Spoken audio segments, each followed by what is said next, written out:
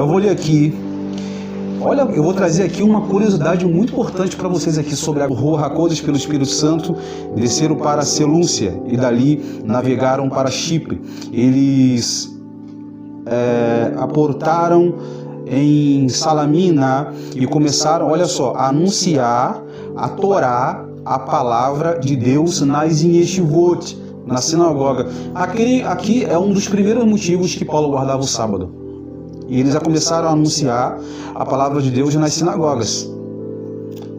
Abrindo parênteses. Vai lá em Israel, lá, pastor Martins. Você é pastor, né? Vai lá em Israel. Hoje é Shabat. Vai lá em um Shabat. Entra lá em um Shabat numa sinagoga. Coloca uma quipazinha na sua cabeça. Quipá é isso aqui, ó. Que para entrar na sinagoga, para você orar lá no cotel, você tem que usar isso aqui, ó, sobre a cabeça. Compra uma quipá ou eu empresto para você. Mando para você pelo correio. Entra numa sinagoga e pede oportunidade para um rabino, para ver se o rabino vai te dar oportunidade para você ler a Haftará ou para você ler a Torá. Não sabe o que é Haftará, não? Haftará é a porção que faz parte da leitura da Torá. Entra lá. Primeira coisa que o rabino vai perguntar: você é um Yehudim? Não, sou um Goim. É um Goim? É um gentil? Não guarda Shabat? Não crê nos mandamentos do Eterno? Não. Que você não vai ter oportunidade, não. Que você não vai ter oportunidade para falar de Torá, para falar de Bíblia, não vai. Porque você nega os mandamentos de Deus. É assim que o rabino vai falar para você. Por que Paulo entrou aqui nas sinagogas, ele, juntamente com seu companheiro? Porque ele era judeu. Ele era um Yahudim, um judeu. Uma das provas que Paulo guardava o Shabat, mesmo após a morte de Jesus. Aqui não está dizendo que ele entrou na sinagoga no domingo. Está dizendo que foi em um Shabat. Ele começou a anunciar a palavra de Deus em um Shabat. Vamos aqui ler aqui, pular aqui e ler o Pasuk de número 13. Não, o 14, olha só. Mas os outros prosseguiram de Pergue até Antioquia da Písidia e no Shabat entraram na sinagoga. Olha só, e no Shabat, eu pulei aqui porque o capítulo é grande, nos versículos anteriores. Paulo aqui ele ensina a Torá para algumas pessoas. As pessoas aceitam, inclusive tinha até um falso profeta, um Sheker Navi, que estava ali querendo tirar a atenção de Paulo, e Paulo expulsa, o demônio que estava no homem para que Paulo pudesse continuar o seu sermão. E aqui está dizendo que Paulo ele prosseguiu juntamente com outros discípulos. Depois, olha só, e eles se assentaram na sinagoga depois da leitura da Torá e da Haftará, dos Neviim, que é os profetas. Os líderes da sinagoga lhes mandaram uma mensagem: irmãos, se vocês têm uma mensagem de encorajamento para o povo, fale. Então Shaul pôs-se em pé e acenou com a mão e disse: olha, eu estou aqui, eu quero falar. Olha aqui, Paulo estava numa sinagoga, em uma yeshivá, em um Shabat. Com certeza os Yahudim, os judeus ali, falaram que ele era um judeu. É porque Paulo era conhecido, mesmo tendo se convertido a Mashiach, ele era conhecido como judeu. O que você não sabe é que Paulo foi discípulo de Rabban Gamaliel.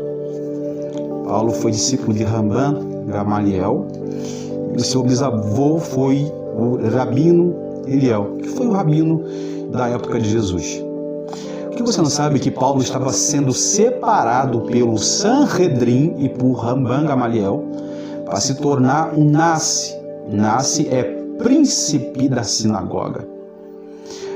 Rabban Gamaliel tinha mil talmidim, ou seja, 1000 discípulos.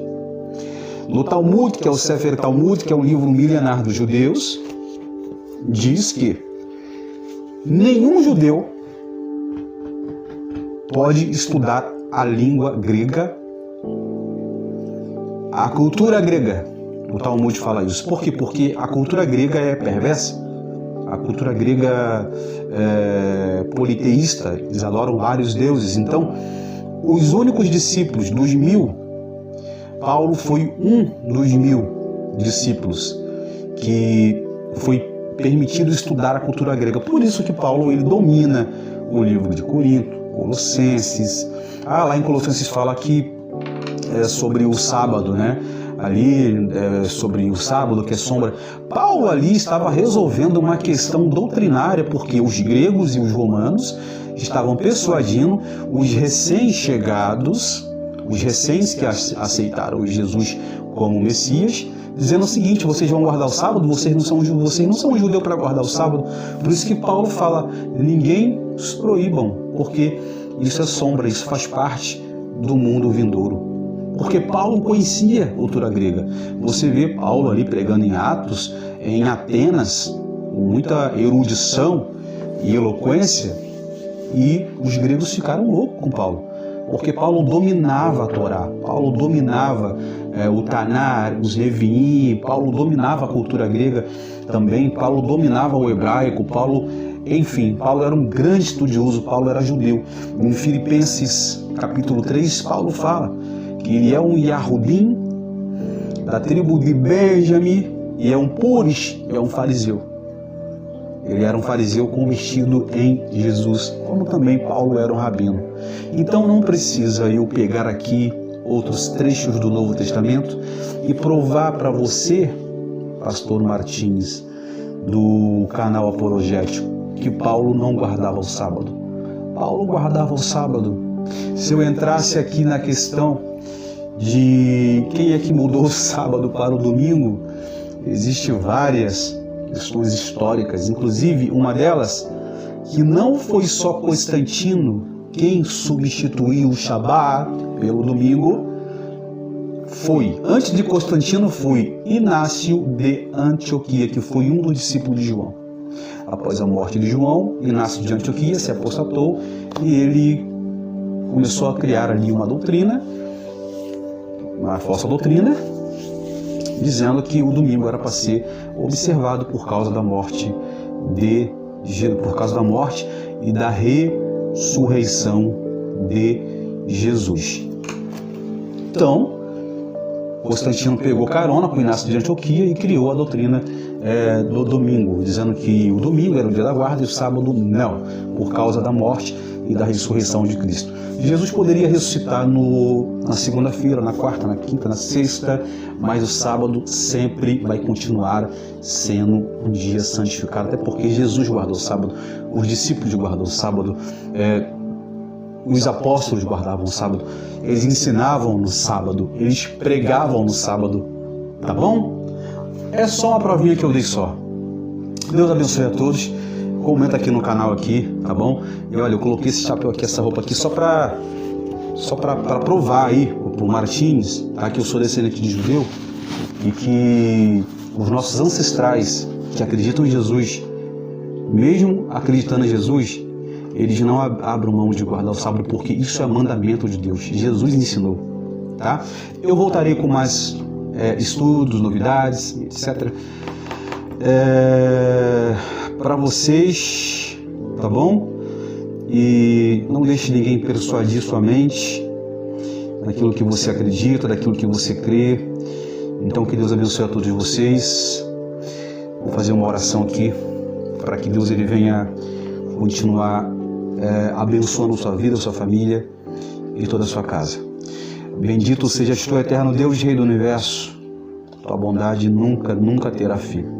Tua Hesed, tua bondade, tua graça, que nos fortalece, que nos alimenta.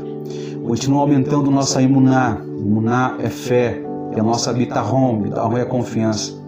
E que possamos sempre lembrar e entender que os seus mandamentos são eternos. Satã tenta persuadir as pessoas que os mandamentos já não são mais válidos, pois quem guarda o mandamento está debaixo da lei. E as pessoas interpretam esses versículos de forma errônea. Que o Senhor tenha misericórdia.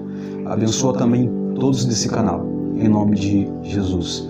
Olha, Deus abençoe. Lembrando que eu não tenho nada contra a pessoa do pastor Martini. Não tenho nada. Eu o amo em Cristo Jesus. O motivo dele pensar diferente de nós pensarmos diferente dele, isso não quer dizer que ele é meu inimigo. Nós não temos inimigos. É nosso irmão, devemos orar por ele. Esse vídeo é apenas uma resposta, até porque muitos inscritos pedem para mim fazer um vídeo.